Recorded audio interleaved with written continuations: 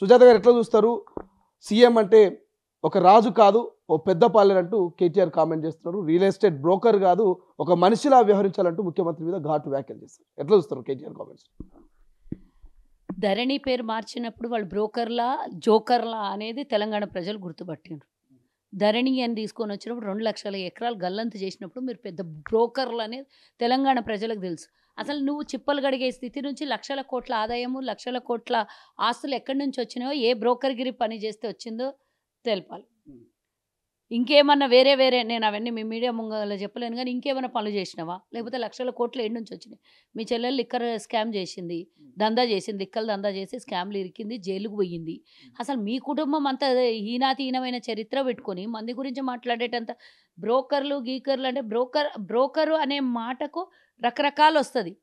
ఆ బ్రోకర్ మరి ఆ బ్రోకర్ ట్యాగ్ లైన్ వేసుకొని బతికినటువంటి నువ్వు ఈరోజు రేవంత్ రెడ్డి గారిని అనే ముందు నువ్వు కోకాపేట్ భూములు అమ్మినప్పుడు, ప్రభుత్వ భూములు అమ్మినప్పుడు ఇదే సర్వే నంబర్ 25లో ఇదే ఏదైతే 2000 ఎకరాల చిల్లర భూములు ఉన్నాయో ఇందులో నుంచే రామేశ్వరరావా లేకపోతే ఆయన పేరు రామేశ్వరరావు కాకుండా ఇంకేమన్నా రాఖీరావు ఏమన్నా ఉన్నది కదా, ఆయనకు భూములను అంటగట్టేటప్పుడు ఇదే భూమిలో నుంచి సర్వే నంబర్ 25లో నుంచి 50 ఎకరాలు ఇచ్చినప్పుడు నువ్వు బ్రోకర్వా జోకర్వా నాకు చెప్పాలి. తెలంగాణ ప్రభుత్వ ఆస్తుల్ని అమ్మేటప్పుడు జీవోనన్న పాస్ చేయాలి, అసెంబ్లీలోనన్న చెప్పాలి, లేకపోతే కనీసం మంత్రిత్వ శాఖతో అందరితో కలిపి క్యాబినెట్ మీటింగ్ అన్న కూర్చొని నిర్ణయం తీసుకోవాలి. ఏ నిర్ణయాలు లేకుండా కోకాపేట భూములే కానీ ఇంకా ఇతరత్ర భూములు 100 కోట్లకు అమ్ముడు పోయినాయని జాగీర్ నవాబు చెప్పినటువంటి కేటీఆర్ ఆ రోజు మా అసెంబ్లీ సాక్షిగా చెప్పిండు, 100 కోట్లకు ఎకరా అమ్ముడు పోతుంది, ఇది సాధ్యమయ్యే పని, ఎవరితోనైనా మాతో సాధ్యమైతే నీకు సాధ్యమవుతుందా అని ఛాలెంజ్ చేసినావు. ఇప్పుడు రేవంత్ రెడ్డి గారు ఎవరైతే ప్రైవేట్ వ్యక్తికి ఆనాటి చంద్రబాబు నాయుడు ఒక ఢిల్లీరావో ఎవరికి బిల్లీరావు అనే వ్యక్తికి 400 ఎకరాలని ఒక పర్సనల్గా ఒక వ్యక్తికి కేటాయించింది. దాని మీద మేము 2004లో అధికారంలోకి వచ్చినాక రాజశేఖర్ రెడ్డి కోర్టుకు పోయిండు. వీళ్ళ అయ్య కూడా ఇదే విషయంలో ప్రభుత్వ భూములని కొట్లాడాడు. మరి ఆ రోజు సోయలేనదా మీ నాయనకు? ఆ రోజు ప్రభుత్వ భూములని పోయినరా ఇంకేం భూములని పోయినరో తెలియదు నాకైతే. కానీ ఆనాడు ఇందిరమ్మ తీసుకొచ్చినటువంటి ఈ భూమి ప్రభుత్వ భూమి తీసుకొని వస్తే తర్వాత రాజశేఖర్ రెడ్డి ఒక వ్యక్తికి ఈ విధంగా 400 ఎకరాలు అన్యాయమైన రాజశేఖర్ రెడ్డి గారు కొట్లాడి సుప్రీంకోర్టులో రేవంత్ రెడ్డి గారు కొట్లాడి తీసుకొని వాపస్ ప్రభుత్వానికి వచ్చినందుకు ధన్యవాదాలు వ్యక్తం చేయక, హర్షధ్వానాలు వ్యక్తం చేయక, కావాలని మేము చేసిన ప్రతి పనిని విమర్శించే పని పెట్టుకున్నాడు. సిండ్రోమ్ అని ఒక వ్యాధి ఉంటుంది. అంటే కొంతమందికి ఏమో ఎత్తు ప్రదేశాలు ఎక్కితే, కొంతమంది నీళ్లు చూస్తే భయం వస్తుంటుంది. కేసీఆర్కి 10 నెలల నుంచి కేటీఆర్కి 15 నెలల నుంచి అధికారం పోతే సిండ్రోమ్ అనే ఒక మానసిక రోగము శురువైంది ఆయనకి.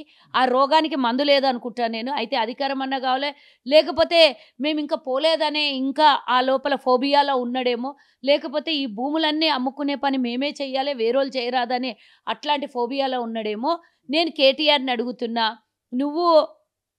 నువ్వు సంపాదించిన ఆస్తుల లెక్క ఒకసారి చెప్పి, రేవంత్ రెడ్డి నిజంగానే రియల్టరే కాదని ఎవ్వరు అనలేదు, అంతకుముందు చేస్తుండే వ్యాపారం, దానికి దీనికి ఎవడన్నా వ్యాపారం చేసుకుంటారు. దాన్ని బ్రోకర్ అని జోకర్ మాటలు మాట్లాడితే ఊరుకునే లేదు, కాళ్ళు చేతులు ఇరగొడతారని కేటీఆర్కి చెప్పు. మళ్ళొక విషయం, ఈ 400 ఎకరాలల్లో అసలు మీ స్టాండ్ ఏంది? మీ అయ్య గవర్నమెంట్ భూమి అన్నాడు, డెవలప్మెంట్ చేస్తేనే పెట్టుబడులు వస్తాయి, నిరుద్యోగస్తులకు ప్రభుత్వ ఉద్యోగాలు మొత్తం మనం 100% నిరుద్యోగ యువతకి ఇయ్యలేము, ఏదో ఒక చోట అకామిడేట్ చేయాలి. మరి అలాంటిది డెవలప్మెంట్ అయ్యి పెద్ద సంస్థలు ఇక్కడికి రావాలి, విద్యార్థులకు చదువుకున్న వాళ్ళకి ఉద్యోగాలు రావాలి అని అంటే డెవలప్మెంట్ చేయొద్దా? మరి అదే డెవలప్మెంట్ వద్దు అనుకుంటే ఈరోజు హైటెక్ సిటీ నుంచి మాదాపూర్ కానీ ఐటీ సంస్థలన్నీ నిర్మాణం చేసిండ్రు. అప్పుడు కూడా మీరు కట్టినప్పుడు ఎన్నో కొండల్ని గొట్టల్ని అన్నిటినీ మొత్తం చిందరవందర చేసి కూల్చేసి పడగొట్టి అన్నీ చేస్తేనే ఈరోజు సంస్థల నిర్మాణమైంది. అంటే అప్పుడు మీరు బ్రోకర్లు కాలేదా? అప్పుడు ఎవరు ప్రశ్న వేయలేదా? అంటే అప్పుడు అడిగితేనేమో డెవలప్మెంట్ అన్నారు.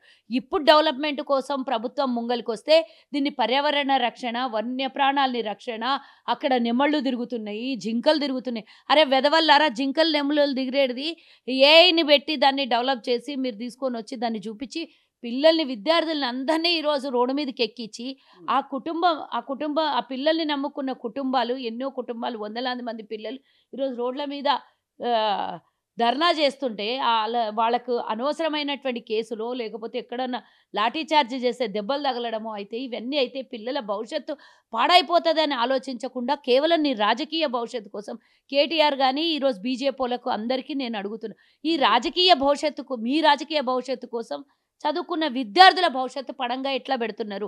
397 ఎకరాలు ఆనాడు ప్రభుత్వము ఇంకో చోట ఎస్సీయూకి ఇచ్చిందా లేదా, కేటాయించిందా లేదా? ఈ 400 ఎకరాలు ప్రభుత్వందే అని ఆనాడు ప్రకటించేసి ప్రభుత్వం వాపసు తీసుకుంటే అది లెక్క కట్టి ఇచ్చేసి వేరే చోట ఇప్పించేసింది.